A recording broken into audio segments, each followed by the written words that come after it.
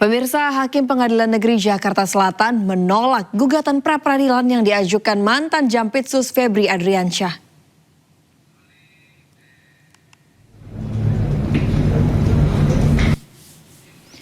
Dalam pertimbangannya, Hakim menyatakan telah terdapat rangkaian penyelidikan dan gelar perkara jauh sebelum penggeledahan terhadap Febri.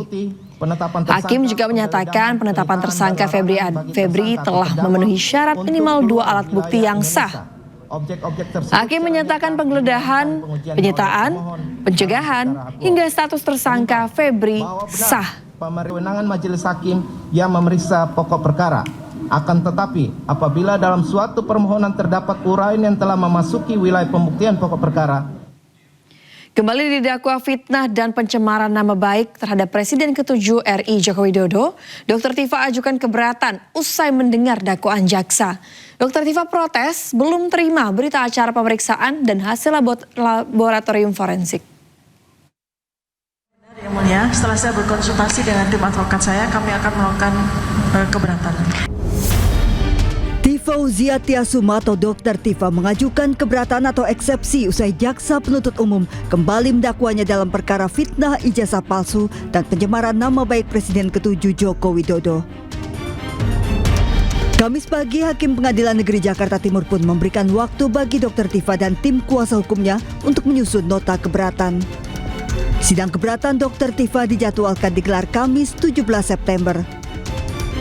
23 Juli 2026 sudah diputuskan bahwa seluruh berkas perkara saya, seluruh dakwaan saya itu batal demi hukum. Lalu 4 hari kemudian jaksa meminta penetapan untuk melakukan sesuatu yang tidak ada pada amar putusan itu, yaitu jaksa meminta kesempatan untuk melakukan perbaikan, yang mana itu diatur pada pasal 75 ayat 4 KUHP baru yang tidak ada pada amar putusan. Jaksa kembali mendakwa Tifa berdasar hasil uji tingkat penyidikan. Dokumen ijazah Jokowi dinilai identik ketika dicocokkan dengan 14 dokumen ijazah UGM atau artinya merupakan produk cetak yang sama. Dakwaan jaksa disambut baik kubu Jokowi. Sangat baik, apresiasi tertinggi-tingginya kepada penuntut umum, disusun dengan sangat baik, dengan sangat runtut.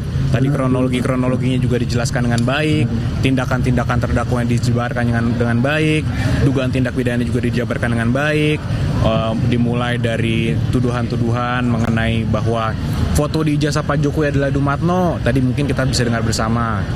Ada juga dari ijazah Pak Jokowi tulisan Prof. Ahmad Sumitro seharusnya tidak seperti itu. Nah, itu adalah salah satu atau salah dua dari sejumlah dugaan tindak pidana yang dilakukan. Sementara itu, Dr. Tifa dan kuasa hukum juga keberatan lantaran belum menerima BAP dan hasil laboratorium forensik. Dr. Tifa didakwa berlapis dalam perkara ini. Dari Jakarta, tim liputan iNews melaporkan. Penggugat ijazah Joko Widodo Sigit Pratomo mengajukan pencabutan perkara di Pengadilan Negeri Surakarta, Solo. Namun kuasa hukum Jokowi ingin perkara tetap dilanjutkan.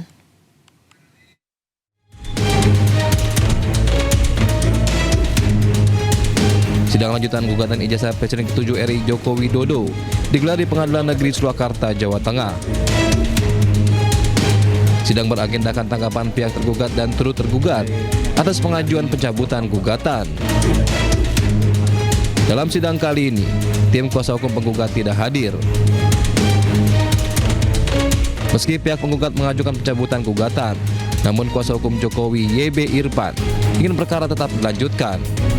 Irfan juga menegaskan, lanjutan pemeriksaan hingga pokok perkara bisa mengembalikan nama baik Joko Widodo.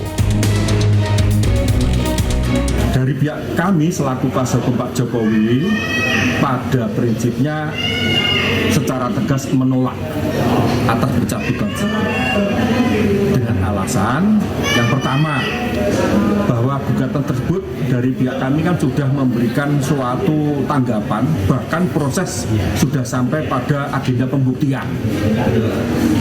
Kemudian alasan berikutnya melalui dalil-dalil gugatan yang diajukan penggugat, klien kami tentu saja dirugikan kepentingan hukumnya, sehingga untuk merehabilitir nama baik Pak Jokowi terkait dengan gugatan tersebut diperlukan adanya suatu kepastian hukum. Sidang lanjutan akan kembali digelar pekan depan dengan pemanggilan ulang penggugat. Dari Surakarta, Jawa Tengah, Septiantoro, iNews melaporkan. Presiden Prabowo Subianto menghadiri Muktamar ke-35 Nahdlatul Ulama di Jombang, Jawa Timur.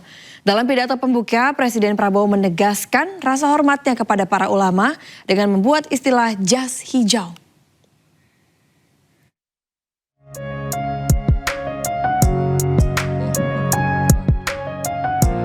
Presiden Prabowo Subianto dan Wakil Presiden Gibran Rakabuming Raka menghadiri Muktamar ke-35 Nahdlatul Ulama di Jombang, Jawa Timur hari Kamis. Kedatangan Presiden Prabowo disambut oleh jajaran pengurus NU di Pondok Pesantren Bahrul Ulum, Tambak Beras. Dalam pidatonya, Presiden Prabowo menyampaikan terima kasih atas dukungan NU bagi bangsa dan negara, terutama selama 2 tahun masa pemerintahannya. Presiden Prabowo menegaskan rasa hormatnya kepada para ulama dengan membuat istilah jas hijau. Orang Haji Sleman, jas hijau. Jangan sekali-kali melupakan jasa ulama. Hampir 2 tahun jadi Presiden Republik Indonesia. Saya terima kasih dukungan Nahdlatul Ulama dan Muhammadiyah. Terima kasih. Dengan belum sampai 2 tahun, kita telah mencapai prestasi-prestasi besar. Kita sudah swasembada pangan. Dan sebentar lagi kita akan swasembada energi. Setelah menyampaikan pidato, pembukaan muktamar dilanjutkan penabuhan beduk oleh Presiden Prabowo.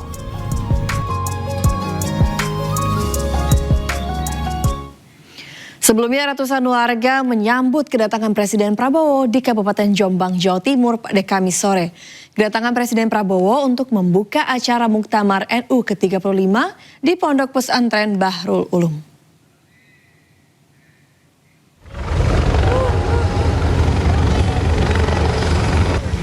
Helikopter yang ditumpangi Presiden Prabowo mendarat di Stadion Merdeka Kota Jombang, Jawa Timur pada Kamis sore. Usai turun dari helikopter, Presiden Prabowo kemudian langsung melanjutkan perjalanan menggunakan kendaraan menuju ke Pondok Pesantren Bahrul Ulum, Tambak Beras. Warga yang berada di sepanjang jalan terus melambaikan tangan ke arah Presiden. Presiden Prabowo juga membalas teriakan tersebut dengan melambaikan tangan dari atas kendaraan.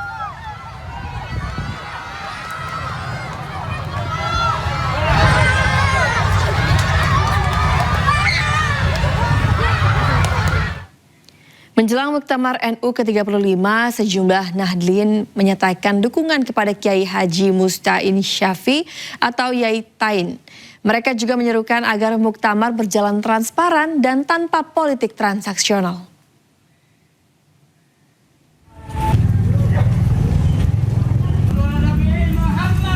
Deklarasi digelar di Kompleks Makam Kiai Haji Abdul Wahab Hasbullah, Tambak Beras, Jombang, Jawa Timur. Para Nahdlin menyampaikan dukungan kepada Yai Tain yang sebelumnya menjadi perhatian karena kritiknya terkait dinamika kepemimpinan NU. Dalam deklarasinya, mereka menyerukan agar Muktamar NU ke-35 menjadi momentum konsolidasi organisasi. Proses pemilihan kepemimpinan diminta berjalan terbuka, objektif, dan mengutamakan kepentingan organisasi. Muktamar NU ke-35 dijadwalkan berlangsung dari tanggal 27 hingga 31 Agustus 2026 di Tambak Beras, Jombang. Lahirnya KPK NU ini mengejawantahkan melanjutkan visi Kiai Haji Mustain Syafi'i untuk kepemimpinan Nahdlatul Ulama ke depan harus bersih dari korupsi. Harus kembali kepada visi ulama yang tidak memperkaya diri sendiri, tidak menjadikan organisasi ulama untuk kepentingan kelompok dan pribadinya.